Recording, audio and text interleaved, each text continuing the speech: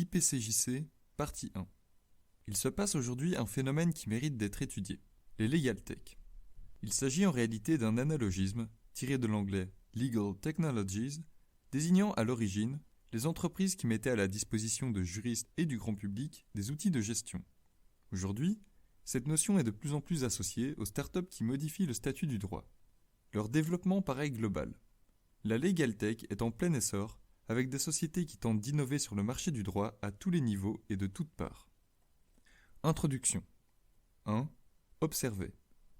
Concrètement, ces legal tech offrent des outils de stockage et de recherche de documents, des outils permettant de communiquer des pièces électroniques lors de procédures judiciaires ou gouvernementales. On peut aussi penser à des sites internet proposant de mettre en ligne du contenu juridique dans un langage accessible aux non-juristes. D'autres sites aident également les citoyens à rédiger eux-mêmes des actes juridiques. Encore, ils facilitent parfois les particuliers à entrer en contact avec des professionnels du droit et offrent des services d'assistance juridique pour aider les individus à entamer des procédures contentieuses. Un cran plus loin, certains sites proposent des modes de règlement de litige. Ainsi, Cléros propose un système décentralisé de justice où les décisions sont rendues par des juristes volontaires désignés au hasard et rémunérés lorsqu'ils décident honnêtement. Le juriste qui ne voterait pas comme la majorité des autres serait alors sanctionné. Ce type de procédure-là, qui prétend être descendante de l'antique justice athénienne et qui se targue de produire une justice transparente à des prix démocratiques, pose question. En plus d'être rapide, le service est très délocalisé. Le fonctionnement est le suivant. Les parties en litige adressent au site toutes les pièces du dossier, suite à quoi le système sélectionne aléatoirement 3 volontaires en leur demandant de rendre une décision personnelle dans un certain délai. Cléros explique que ce site internet est impossible à hacker et que la confiance réside dans la cryptographie de la procédure. Ce système part de l'idée que, si les preuves sont composées clairement et que les juristes sont désignés aléatoirement, tous iront dans le même sens. Autrement dit, pour Cléros, ceux qui s'écartent du consensus rendent une décision incohérente et pire encore, ils n'ont pas le désir de connaître la vérité absolue. Une fois que la décision a été prise, les juristes sont rémunérés ou sanctionnés et les parties reçoivent la conclusion. Parmi toutes les innovations, il faut faire mention de la justice prédictive. Aujourd'hui, les algorithmes sont de plus en plus utilisés pour prendre des décisions et pour effectuer des prédictions. Le terme algorithme est initialement un concept général pouvant être défini comme une méthode générale pour résoudre un problème. Autrement dit, c'est l'explicitation d'une suite d'étapes qui apporte à une solution, une recette de cuisine ou une méthode pour résoudre le Rubik's Cube, par exemple. Ce terme est devenu plus universel et plus réduit, car quand on parle d'algorithme aujourd'hui, c'est pour désigner la méthode à utiliser afin de gérer les immenses masses de données. Au cours des 15 dernières années, les algorithmes ont révolutionné le système juridique. Ils sont utilisés pour stocker des données et sont associés à l'intelligence artificielle. Il est désormais possible de conclure des contrats ou encore de calculer les risques de faillite grâce à ce mécanisme. Ces applications-là permettent de compléter les outils traditionnels et d'aider les prestataires. On observe donc le développement de nouveaux entrepreneurs et aussi leur utilisation de la part de nombreux cabinets d'avocats afin d'obtenir les résultats rapidement. Ils sont notamment utilisés pour prédire le cours de la justice officielle avec l'idée de la rationaliser. En bref, le fait de numériser un tas de données permet de prédire des décisions mieux que ne le permet par exemple la tendance jurisprudentielle ou les statistiques classiques. Un premier exemple de justice prédictive est un algorithme ayant été créé pour prédire les décisions de la Cour suprême des États-Unis. Pour rappel, la Cour suprême est le sommet de la pyramide judiciaire de ce pays. C'est le fondement de l'ordre juridique fédéral dont la compétence de premier ressort va être en jeu lorsque les différents États sont eux-mêmes mis en cause. La Cour a également la charge de garantir l'application et l'interprétation uniforme du droit à travers les 50 États. Autrement dit, elle a la charge de faire respecter la Constitution des États-Unis, puisque c'est cette même Cour qui a donné à ce texte son caractère suprême. Des chercheurs ont construit un algorithme basé sur sa jurisprudence depuis 1791. Leur modèle est tellement performant qu'il peut déterminer dans 70% des cas ce que la Cour va décider en se basant sur les anciennes décisions. C'est d'autant plus étonnant lorsque l'on sait que la composition de cette institution varie. Selon Daniel Katz, un des chercheurs, sous peu, l'algorithme sera en mesure non seulement de prédire l'arrêt, mais aussi les arguments des parties. Si l'on sait d'avance, avec une certitude assez élevée, la position de la Cour, peut-être que l'on ira moins en justice. L'algorithme pourrait avoir un réel impact sur le droit à ce niveau-là. En 2016, une équipe de chercheurs britanniques dirigée par Aletras a conçu un logiciel centré sur la jurisprudence de la Cour européenne des droits de l'homme. Sur 600 affaires tranchées, le logiciel a pu avoir 79% de bonnes prédictions, alors que le droit de l'homme est très complexe. Certains experts estiment que dans des litiges moins complexes, ce type de logiciel pourrait arriver à produire dans 100% des cas le même arrêt que la Cour. Aussi, l'administration pénitentiaire aux États-Unis utilise un algorithme prédisant les risques de récidive. Ce qui est incroyable, c'est que ce calcul de risque séduit énormément d'individus en raison de son apparence scientifique. Or, absolument aucune étude n'a été menée pour montrer que ces prédictions étaient fiables. Il n'a donc même pas été vérifié si cet algorithme diminuait le nombre de récidives en pratique. En outre, une étude a montré que ces décisions étaient biaisées, notamment en faveur des Afro-Américains. Suite à ces 3 exemples, l'ambition des Legal Tech, quelle qu'elle soit, est d'aller plus vite, d'être plus efficace. Elle est soutenue par de beaux objectifs. Il y a donc des ambitions qui sont fort louables. Par ailleurs, ces Legal Tech se revendiquent d'une légitimité renforcée. Il s'agit de lutter contre l'opacité du droit. Il semble également que les individus soient rassurés par le caractère informatisé et scientifique que présentent ces plateformes. Bref, au fil du temps, ces Legal Tech ont un immense succès au point de conquérir de nombreux cabinets d'avocats. En outre, Katz a créé une théorie du droit proposant une nouvelle vision du droit qui peut être traduite en algorithme. Il est logique de supposer que ces Legal Tech auront un impact sur l'application du droit, sur les jugements et sur le renforcement de certaines tendances majoritaires.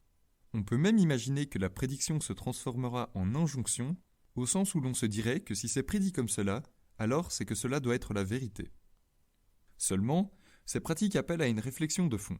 Y a-t-il quelque chose qui puisse fondamentalement changer quant à la pratique du droit ? Face à ce changement, il est indispensable de s'intéresser à la tendance. La justice prédictive et les algorithmes judiciaires nous intéresseront durant ce cours.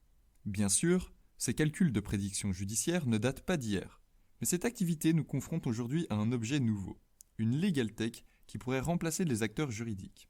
Puisque ces algorithmes judiciaires prennent tellement d'ampleur, est-il imaginable qu'ils organisent un jour la justice ? Serait-il souhaitable, au vu de ce qu'est le droit, que ces algorithmes ne fassent plus seulement de la prédiction mais de la diction ? Certains estiment que ces algorithmes changent fondamentalement la nature du droit, alors que d'autres s'extasient devant ce progrès. Autrement dit, en s'interrogeant sur le robot juge, des questions très générales vont être abordées.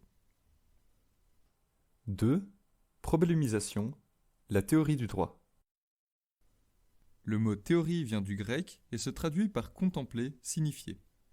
Au sens le plus basique, le théoricien du droit est donc celui qui examine le droit. Pour faire de la bonne théorie du droit, on peut s'imposer des exigences sans l'examen du droit en faisant de la théorie au sens scientifique. Définir la science n'est pas plus facile que de définir la théorie, mais on peut s'accorder sur le fait que la science est un ensemble cohérent d'idées communicables et reproductibles qui est susceptible de susciter un assentiment rationnel. L'objectif est d'arriver à l'idée d'une conviction, c'est-à-dire d'établir une conclusion qui pourrait convaincre autrui. Outre ces 3 caractéristiques, la science peut aussi être définie par ses fonctions: l'organisation, l'explication et la prédiction. La science au sens fort met de l'ordre dans les phénomènes qu'elle étudie, elle sert à ordonnancer le réel. La société peut par exemple être divisée en catégories scientifiques permettant d'ordonnancer le réel. En outre, la théorie scientifique explique les phénomènes qu'elle étudie en utilisant des expériences. Max Weber a par exemple pu soutenir qu'il y avait une corrélation entre le protestantisme et l'émergence du capitalisme. Un cran plus loin, la science peut aussi avoir la capacité de prédire. À partir de ses ordonnancements et de ses explications, elle peut établir en effet une prédiction. Toujours dans l'objectif de baliser notre champ, on peut par ailleurs tâcher de distinguer la théorie du droit de la philosophie du droit, d'une part, et de la doctrine, d'autre part. Théorie du droit versus philosophie du droit. L'expression de philosophie du droit semble être apparue seulement assez récemment dans le discours de Hegel, quand bien même des philosophes anciens y avaient déjà réfléchi. Ce dernier a une proposition assez radicale. Le droit relève de la philosophie parce qu'il fonctionne avec des concepts. Or, la philosophie est un mode spéculatif de connaissance qui vise à découvrir des vérités et des concepts exacts. De très nombreux critiques ont réagi en expliquant qu'Hegel paraît confondre la démarche et l'objet de cette démarche. Autrement dit, le droit avec l'analyse du droit. Hegel, en affirmant sa thèse, parle en réalité du droit lui-même et non de la philosophie du droit. Il confond ce dont il parle et la façon dont il en parle. Kant définit la philosophie du droit comme le champ de la philosophie qui donne lieu à 4 questions. 1. Que puis-je savoir ? 2. Que dois-je faire ? 3. Que faut-il espérer ? Et 4. Qu'est-ce que l'homme ? Pour lui, la philosophie est le champ balisé visant à répondre à ces 4 questions. La théorie du droit s'occupe des conditions de la connaissance. Elle peut donc éventuellement s'intéresser à la 2e question. Par contre, elle ne peut répondre à la question « Qu'est-ce que l'homme ?» Une première différence est donc l'objet. La théorie du droit s'intéresse au droit, alors que la philosophie s'intéresse à l'humain. En outre, l'ambition de la philosophie du droit est d'appréhender quelque chose de l'essence humaine à travers l'analyse du droit. Son but est de savoir ce qu'est l'homme. A contrario, la théorie du droit a pour ambition de mieux comprendre le droit. Ces critères distinctifs peuvent également être utilisés pour distinguer la théorie du droit avec l'anthropologie du droit ou la sociologie du droit, matière visant à étudier un autre objet que le droit qui n'est que le médium vers la question principale. Théorie du droit versus doctrine. Il existe également une différence entre la doctrine et la théorie du droit. La doctrine est une source de droit informelle mais dotée d'une très grande influence sur les organes d'application et de création du droit.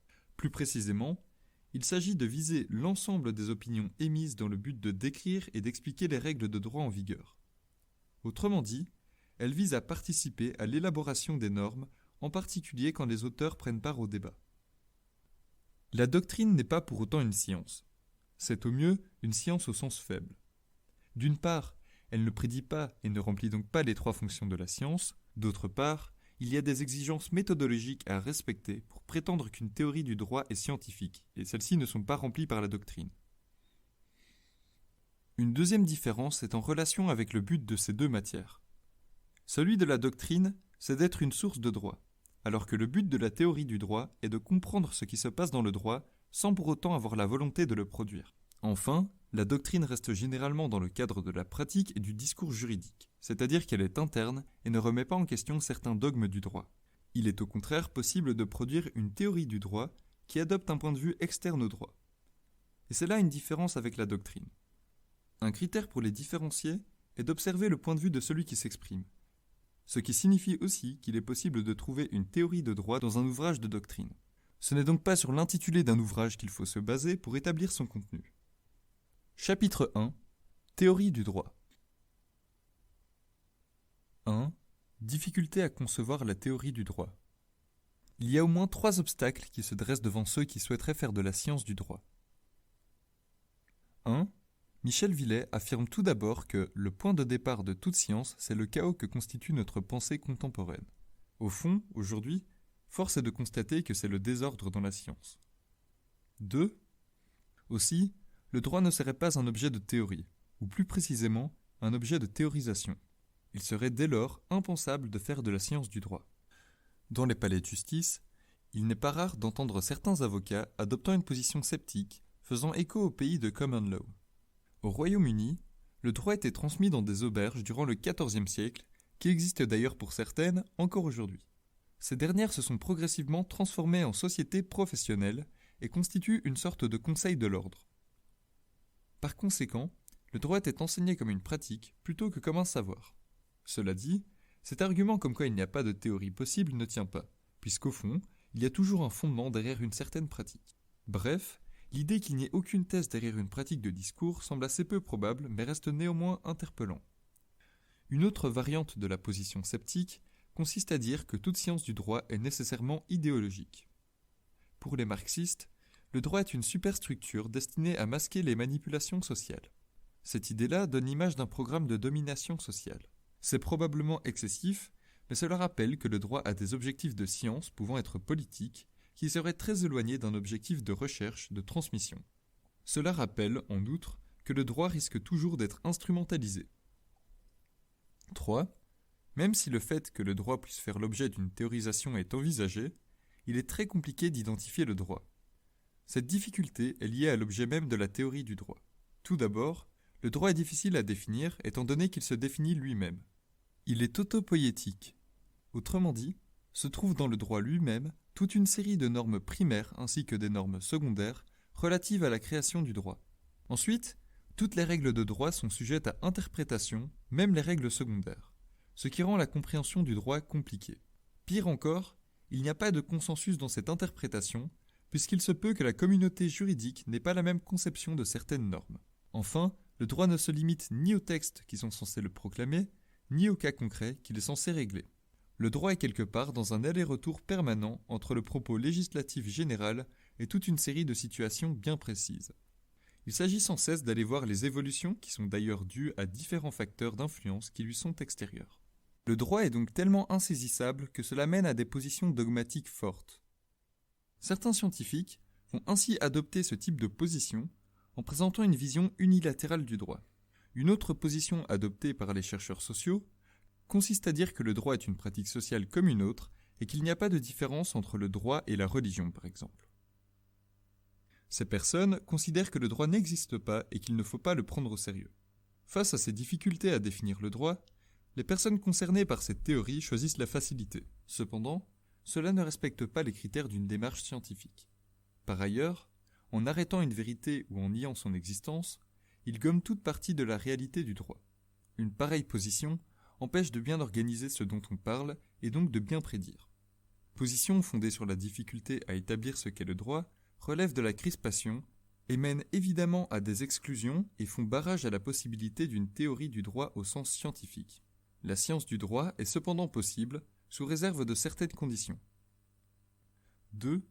Conditions pour une science du droit. L'objectif de faire de la science du droit au sens fort nécessite un certain positionnement impliquant une méthodologie particulière. Positionnement. Le positionnement tient en 4 points. Pluraliste, gradualiste, critique et actuel. 1. Il faut avant tout s'accommoder d'une pluralité d'interprétation du droit, ce qui est lié au chaos de la période contemporaine et à la difficulté de définir le droit. Le raisonnement pluraliste tient à accepter le fait qu'il y ait plusieurs manières d'approcher et de faire la science du droit. Toutes les études sont parallèlement possibles, et non seulement elles ne s'excluent pas, mais elles s'appellent mutuellement parce qu'elles se complètent.